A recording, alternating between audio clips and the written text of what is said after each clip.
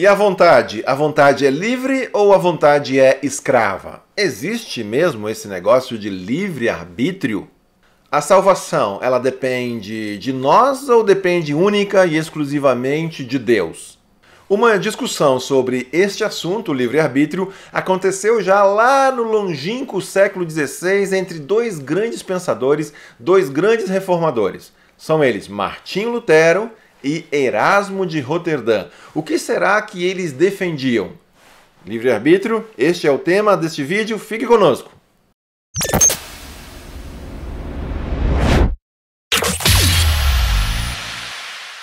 Olá, este é o canal Teologia Missional. E aí, você já se inscreveu no canal? Não, é aqui, ó. Aqui embaixo, vermelhinho, inscreva-se, clica ali. Curta também os vídeos que você gostou.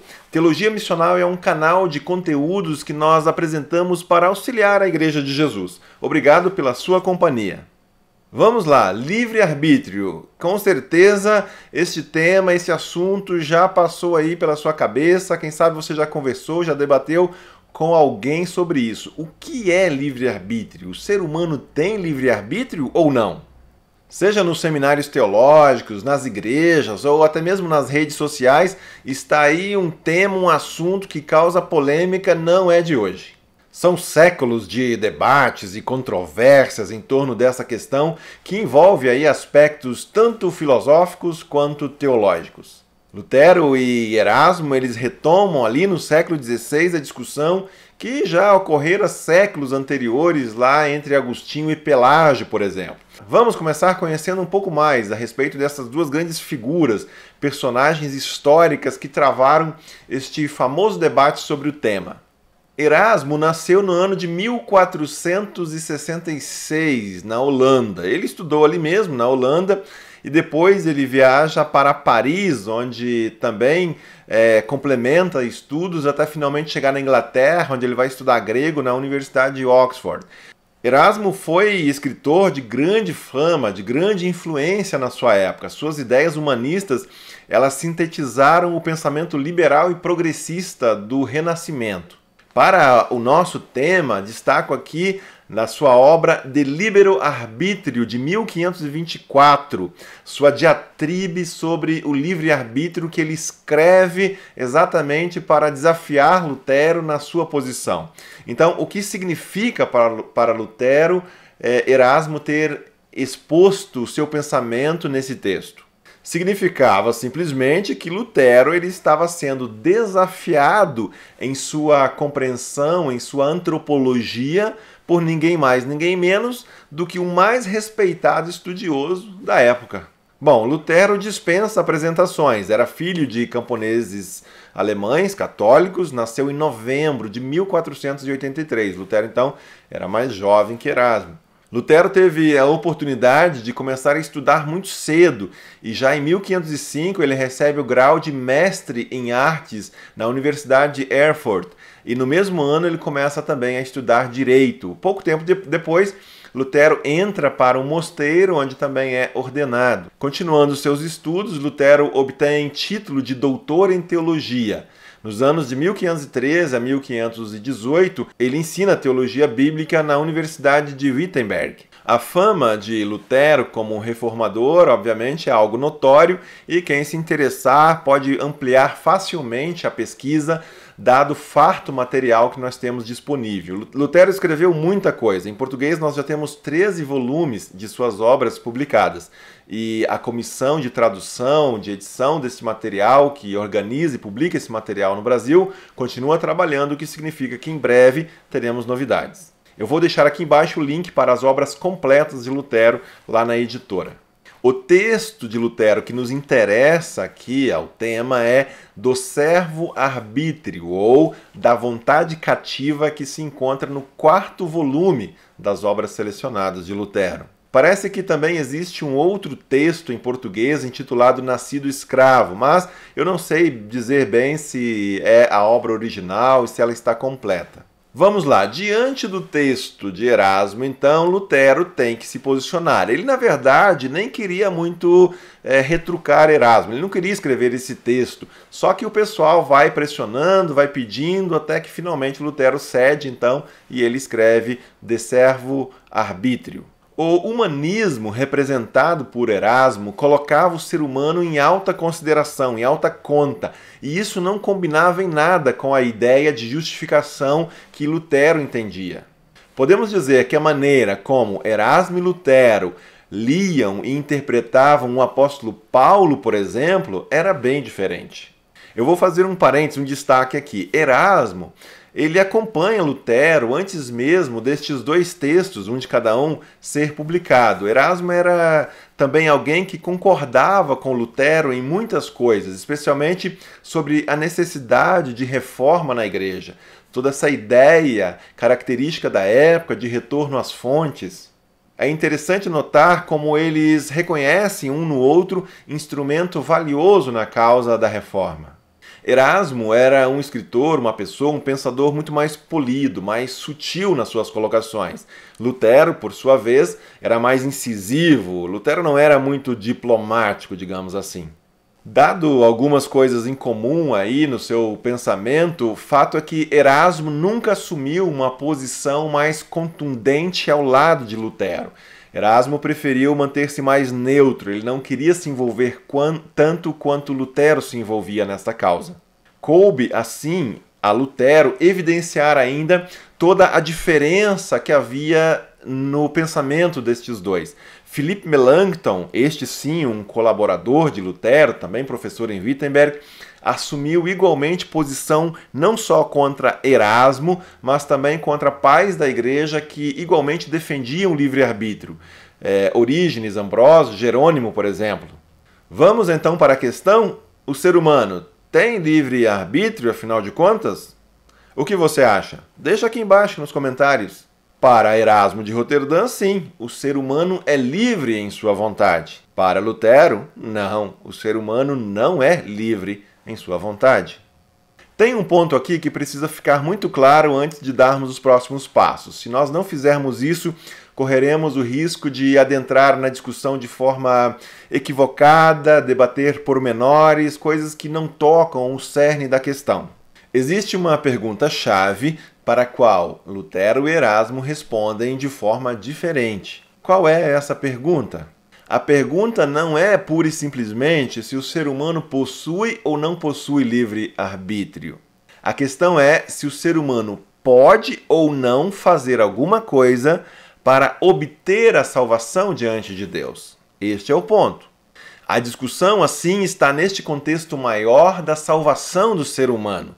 Trata-se da situação que o ser humano se encontra diante de Deus. Se nós ignorarmos isso ou misturarmos com as questões envolvendo nossas responsabilidades mais imediatas da vida, nos envolveremos em grande confusão. Ou seja, é claro que o ser humano possui certa liberdade diante das possibilidades de ação no dia a dia.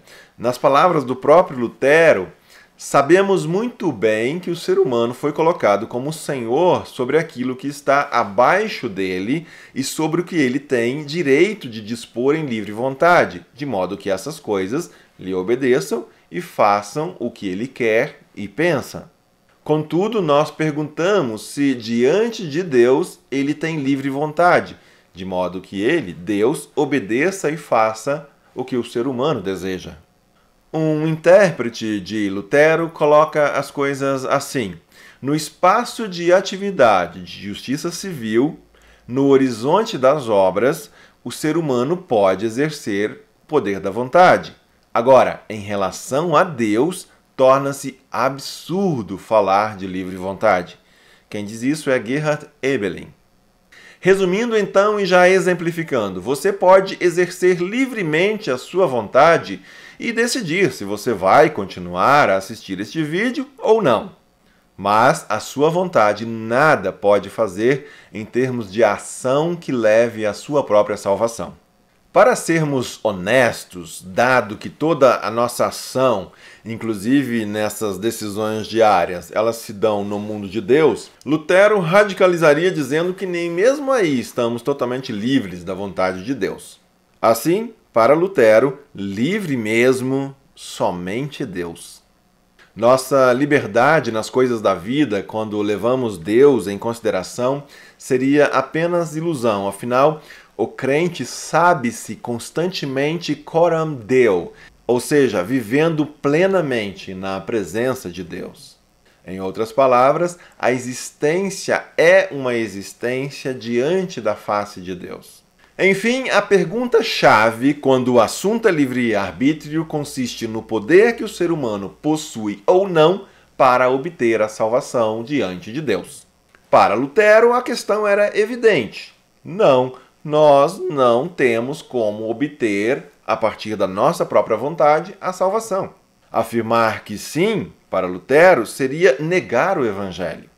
Isso porque o apóstolo Paulo, por exemplo, escreve à igreja de Éfeso o seguinte: vocês são salvos pela graça, por meio da fé, e isto não vem de vocês, é dom de Deus, não por obras, para que ninguém se glorie.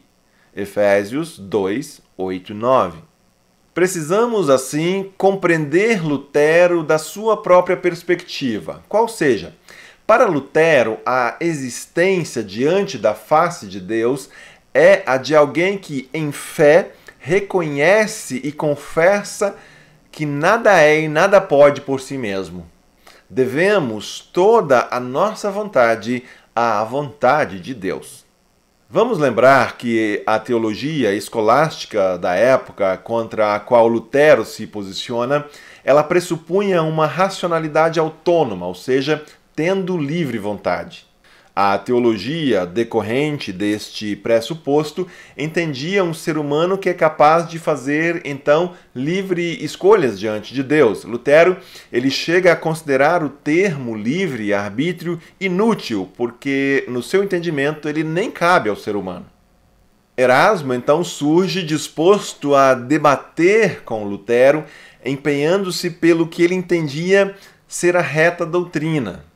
Ele estava em busca do bem. Erasmo era um homem de fé. Ele queria que as pessoas se afastassem do pecado, que elas fossem misericordiosas.